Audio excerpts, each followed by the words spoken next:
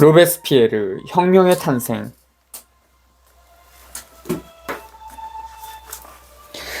3장 반혁명 음모. 1793년 2월 1일 국민공회 영국과 홀란드의 선전포고를 하다. 3월 10일 혁명재판소가 창설되다. 3월 10일부터 11일 방대 반혁명 반란이 일어나다. 이로써 혁명정부는 안팎으로 반혁명의 위협에 놓이게 된다. 지룡드파는 반란을 과소평가하려 한다.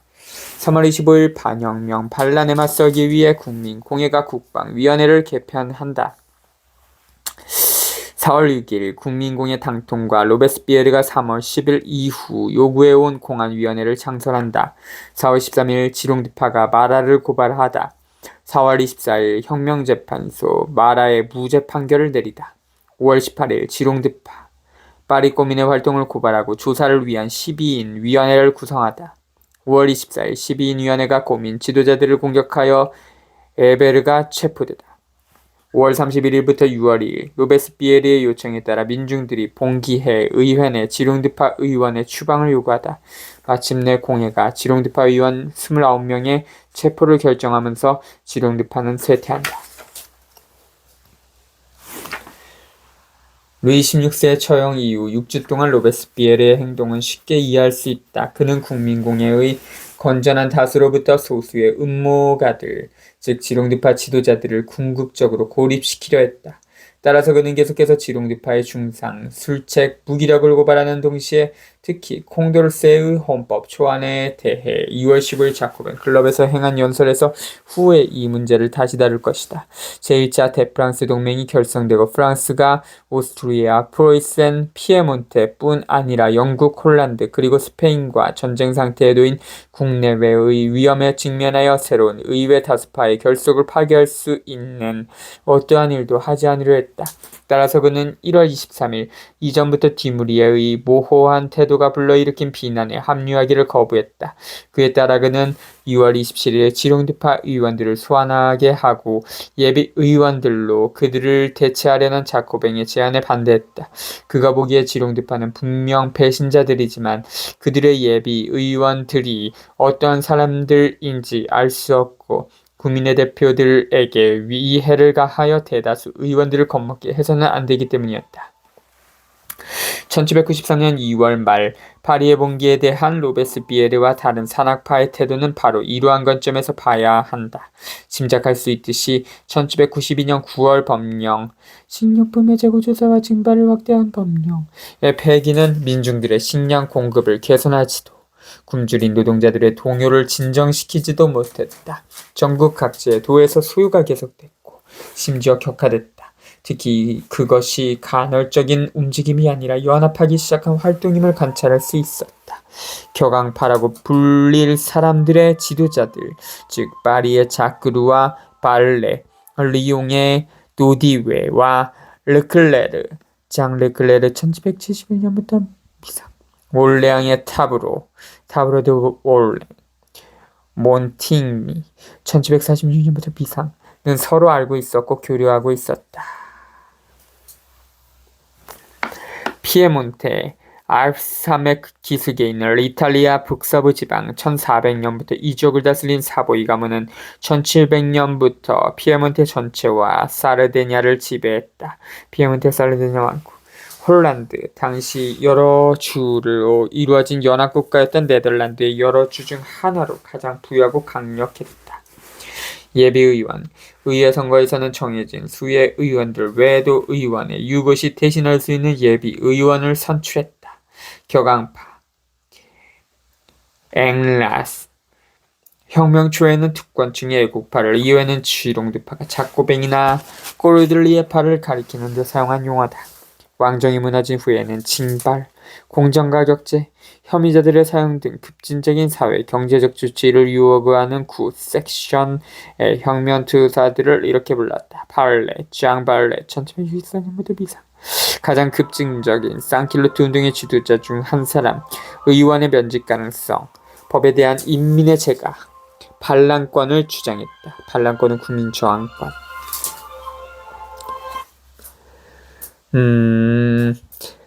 그들은 점점 더 격렬하게 국민공회 전체의 무력함을 비난하고 지령드파뿐 아니라 산악파도 비판했다.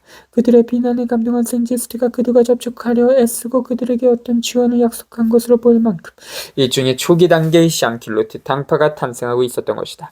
이 당파는 산악파가 작수하고 있는 공공안녕의 통일성을 위태롭게 하고 나아가 자신들의 경제적 요구를 정치적, 군사적으로 위급한 모든 문제들보다 우선시했다.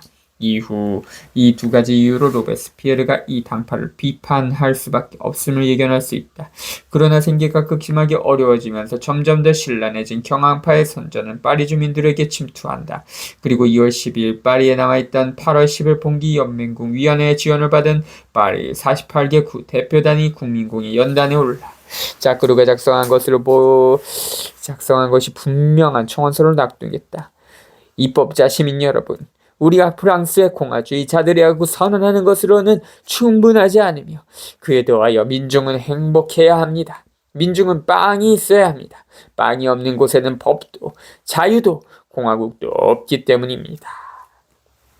그들이 원하는 것은 무엇이었나? 밀교역의 투기자들에게 10년의 근고형 선고, 프랑스 전역의 단일한 미래 최고 가격제 실시, 그리고 범법자에 대한 10년의 근고형과 재범자의 처형이었다. 수많은 산악파, 마라 로베스피에르 생제스트에 적어도 몇몇 다른 사람들은 그것이 산자들에게 자유를 주는지 죽은 자들에게 자유를 주는지 알고자 하지 인권선언의 위선적이고 추상적인 성격에 대한 이 고발을 그 자체로 이해할 수 있었다. 그러나 그들이 특히 주목하는 것은 지롱드파가 그 고발을 이용하여 다시 파리를 무정부주의와 도적질의 주체로 비난할 것이란 사실이었다. 불시에 생각지도 못했던 이 선언에 충격을 받은 산악파는 곧 대응에 나섰다. 연단에 올라 청원자들을 특권층의 반혁명에 매수된 선동자들이라고 비난함으로써 모두를 놀라게 한 사람은 바로 마라였다. 로베스피에르는 파리 의원들의 유권자들에게 보내는 집단적 편지를 같은 관점에서 작성하고 다음과 같은 내용의 기사를 자신의 신문에 실었다. 우리가 프랑스 민중에게 빚지고 있는 것은 빵만이 아니다. 천재군주들도 자신들의 백성들에게 빵을 주므로 인류의 법에 의해 공고해진 자유, 시민들의 존엄, 인류의 신성한 권리의 향유, 공화국이 발전시키는 모든 사회적 덕의 실천이기도 한 것이다. 마치 사막에서 예수가 사탄에게 대답하는 것을 듣는 듯하다. 사람이 오직 빵으로 사는 것이 아니요. 2월의 로베스피에르의 태도가 온전히 기회주의에 의한 것이 아님을 알 수 있다. 그가 좀 더 나중에 다르게 말하고 행동할 때조차 그는 여전히 어떤 시각의 제한을 지니고 있는데 그 제한으로 그들 비난할 수는 없지만 그것을 분명히 지적하는 것이 정직한 일일 것이다. 그 제한은 절박한 정치 상황이나 지속적이고 역동적인 경제를 수립할 수 없었던 1793년 쌍킬로트가 초에 있던 역사적이고 현실적인 상황에만 기인한 것이 아니라 로베스피에르가 확신하고 있던 루소의 복음주의적 이데올로기에 기인한 것이기도 했다. 그러나 파리의 주민들 그리고 특히 여인들은 그의 말에 귀 기울이지 않았다. 소요는 증가하고 시위가 준비됐다. 로베스피에르만큼 복음주의적이지 않은 마라는 소요 세력을 부분적으로 만족시켜서 소요를 저지하려 하였다. 그는 공정가격제를 피하기 위해 매점자들과 투기업자들에 대한 처벌을 강력히 요구하고 범죄를 저지른 상인들을 재판하기 위한 특별재판소를 요구했다. 지롱드파는 이 주장을 이유로 또다시 마라의 기소를 요구하지만 이상과 현실 다시 한번 마라가 그들에게 승리한다. 격앙파는 이미 행동에 돌입했다. 2월 25일과 그 이후 며칠간 파리의 여인들은 상점에 진입해 자신들이 정한 가격에 강제로 식료품을 내놓게 했다. 특히 이후의 며칠 동안 곳곳에서 그러한 활동은 무조건적이고 거침없는 약탈로 변질됐다. 2월 25일 저녁 로베스피에르와 마라는 자코벤 클럽에서 다시 공동정산을 폈다. 특히 로베스피에르는 폭도들이 왕당파를 지지하는 발언을 하고 다른 일부는 산악파에 반대하는 것을 직접 들었다고 주장했다. 게다가 두 가지 모두 절대로 불가능한 일이 아니었다. 이번 사태는 매우 자발적인 것이어서 선동꾼들이 저마다 그것을 이용하려 들기 때문이었다. 수많은 격앙파가 실제로 반혁명에 이용될 것을 우려하여 며칠간 위축돼 있었다. 3월 1일 로베스피에르가 작성한 자코뱅의 공식 편지는 다시 그들을 비난했다. 그리고 거기에서 다시 우리는 로베스피에르가 사람들이 단지 하찮은 상품 원문대로를 위해 공화국에서 소요를 일으킬 수도 있다는 생각만으로도 분노하는 것을 볼 수 있다. 민중은 설탕을 얻기 위해서가 아니라 도적들을 쓰러뜨리기 위해 일어서야 한다라고 그는 2월 25일 말했다. 3월 1일 그는 덧붙인다. 파리의 민중은 전제 군주에게 벼락을 내릴 수 있지만 식료품상을 찾아다니지 않는다. 파리의 민중은 83개도의 연맹군과 함께 왕자를 무너뜨렸다. 그들은 2년 전 바스티유를 무너뜨렸다. 그러나 그들은 롱바르가의 은행들을 공격하지 않았다. 멍청한 인간, 자연적으로 쇄신될 것으로 보았기 때문이지. 인류의 압제자들의 범죄가 한도에 도달하고 성난 민중이 위험 있는 휴식에서 깨어날 때 그 민중은 하찮은 매점자들을 격퇴하는 것을 기뻐하는 것이 아니라 모든 전제군주들, 배신자들, 음모가들을 먼지로 돌아가게 만든다. 민중은 정의와 이성의 토대 위에 공공의 번영이라는 건축물을 공고하게 세운다.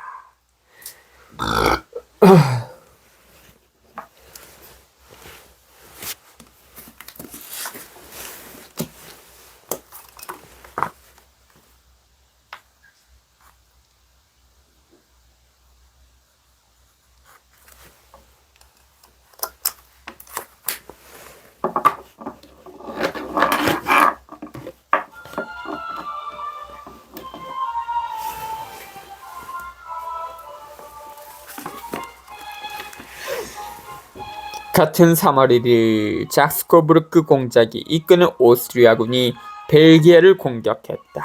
당시 디무리에는 자신의 주력 부대를 홀란드 공격에 투입한 뒤였다. 군사 상황은 곧 재난으로 바뀌었다. 며칠 만에 프랑스군은 대혼란 속에 엑스라샤펠과 리에주로에서 퇴각했다. 혁명은 이전에 어느 때보다 더 맹렬하고 긴 새로운 폭풍우 속으로 빠져들었다. 3월 8일 국민공예가 파견했던 들라크루아와 당통이 벨기에에서 돌아와 상황을 침울하게 묘사하고 이미 결성된 30만 징집을 서두를 것을 요청했다.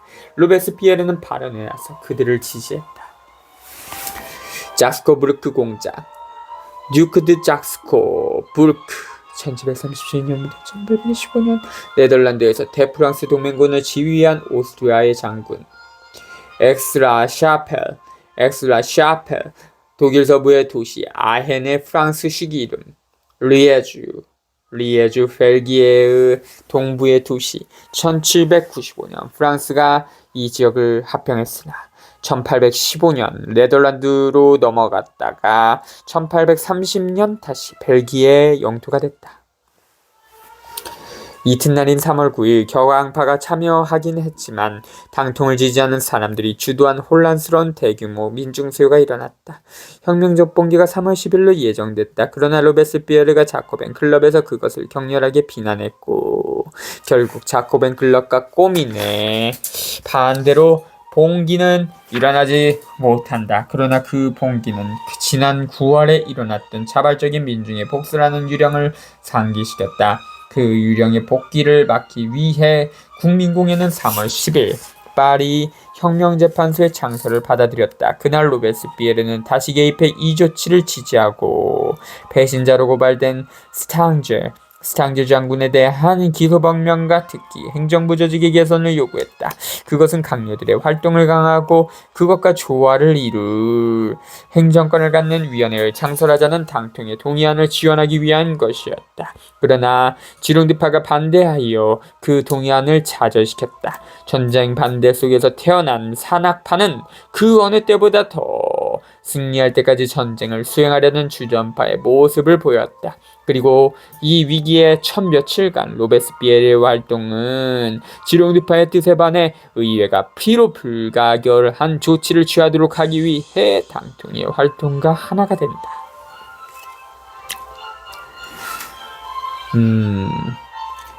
샤르트르 공작 미래 7월 왕정 1830년부터 1848년의 국왕 루이 필립. 샤르트르 공작 루이 필리프 오를레앙 일명 필리프 아갈리테의 아들인 루이 필리프는 반혁명을 계획한 티무리아 장군과 함께 달아난다. 그의 도주로 아버지 필리프 오를레앙이 체포되어 처형당한다. 상황은 더욱 복잡해졌다. 오래전부터 티무리에는 몇 가지 차이는 있지만 라파에트와 같은 계획을 품고 있었다. 정복한 벨기에에서 그는 이미 총독처럼 행동하고 있었다. 그가 꿈꾸는 것은 대규모 승리로 자신의 명성을 더욱 확고히 하고 홀란드를 정복한 후 파리로 행군하여 자코벤 클럽과 국민공예를 해산하고 군주정을 복귀시킨 후 그 외형 아래 결국 독재권을 찬탈하는 것이었다. 누구를 옹립하여 군주정을 복귀시킬 것인가? 어린 루이 17세라면 지나치게 거추장스럽지 않을 것이다. 그러나 샤르트르 공작이라는 가능한 다른 후보가 있었다. 그는 아버지 에갈리 때만큼 타협적이지 않았고 때마침 북부 군대를 지휘하고 있었다. 어떤 정치 세력과 협력하여 군주정을 회복시킬 것인가? 지롱드파와 티무리에의 관계는 오래고도 공고한 것이었다. 그러나 다른 한편 티무리에는 국민공예가 그에게 파견했던 위인관 당통과 그의 친구 들라클루아와 매우 긴밀한 관계를 맺고 있었다. 10월부터 말하는 뒤뮤리에를 음시음하고 비난해왔다. 반면 로베스피에르는 그를 높이 평가하지도 경계하지도 않았다. 그가 3월 10일 국민공예에서 한 발언에 따르면 그의 욕심, 즉 자신의 영광에 대한 욕심조차 우리 군대의 성공과 결합되어 있기 때문이다. 그러나 최초의 패배는 장군이 가면을 벗어버리게 만들었다. 3월 15일 국민공예 보안위원회는 자신의 패배를 국민공예의 책임으로 돌리는 디무리에의 위협적인 편지에 대해 알게 됐다. 모두의 분노에도 불구하고 당통은 디무리에를 옹호하고 그에 대한 동정을 회복하기 위해 다시 그에게 파견해줄 것을 자청했다. 당통은 3월 20일 디무리에를 다시 만났다. 이미 디무리에는 18일 네르빈센에서 작스코부르크에게 격퇴당한 뒤 상태였다. 디무리에와 당통은 비밀 회담을 가졌다. 파리로 돌아온 당통은 자신의 임무를 보고하러 나오지 않은 채 며칠간 잠적했다. 그 일은 여전히 풀리지 않은 미스터리이지만 적어도 그에 대해 말할 수 있는 것은 그가 혼란에 빠져 있었다는 것이다. 디무리에의 행동은 비극적이리만큼 분명했다. 3월 23일 그는 오스트리아군과 접촉했다. 오스트리아군의 포로가 된 라파에트의 유감스러운 선례를 하고 있는 그는 안트베르펜을 포함한 프랑스군이 여전히 점령하고 있는 요새들과 벨기에로부터 완전 철수하기 위로 하고 그들의 중립을 매수했다. 그리고 그는 파리로 진군하기 위해 자신의 군대를 봉기시키려 하였다. 군대와 몇몇 장교들, 오슈아다브를 포함한 애국심이 4월 5일 그를 적진으로 달아날 수밖에 없도록 만들었다. 이때 미래의 루이 필리프가 그와 함께 달아났다. 디무리에는 실패했지만 그의 배신은 다시 프랑스 국경에 대한 적의 공격을 초래해야 한다. 309쪽 라파에트. 네르빈덴, 벨기에의 도시 안트베르펜, 벨기에의 도시 솔레, 프랑스 서부 맨에르와르도의 도시 방대 반혁명 반란 1793년부터 1796년에 첫 번째 폭동이 시작된 곳이다. 3월 4일 솔레에서 폭동이 시작되어 13일에는 방대 지역 전체가 반란에 들어갔다. 당통이 자신이 수행한 임무를 보고하지 않은 상황에서 국민공예는 디무리에의 첫 번째 이명 공작인 네르빈덴의 패배 소식을 듣게 됐다.